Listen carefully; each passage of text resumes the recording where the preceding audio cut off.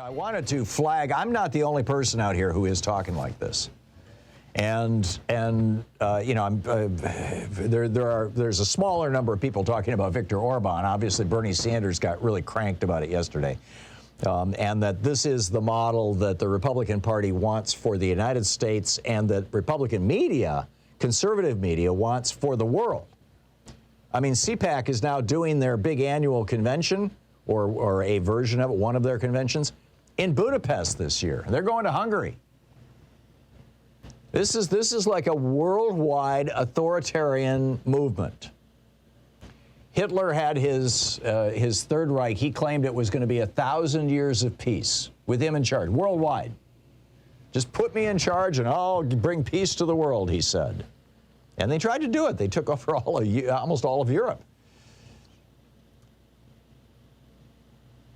So the question now, you know, taking this to the next step, and this is out of a Canadian scholar. His name is Thomas Homer-Dixon, and he's writing in the Canadian newspaper, the Globe and Mail, which is sort of the Canadian New York Times.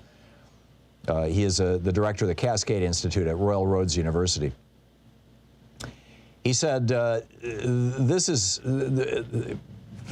Republicans in the United States, quote, armed to the teeth, are flashing with warning signals.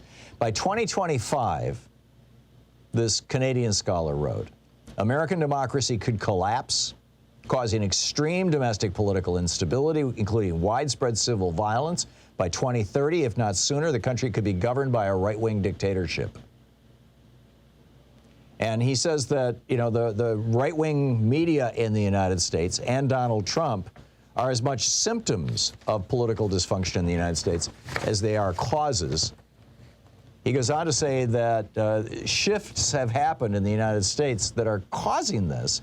And I've ranted about this at length. He says these include stagnating middle-class incomes, chronic economic insecurity, and rising inequality as the country's economy has transitioned from muscle power, from heavy industry, into technology and finance. And in other words, you know, Reaganism gutted the American middle class, and the American middle class is pissed off.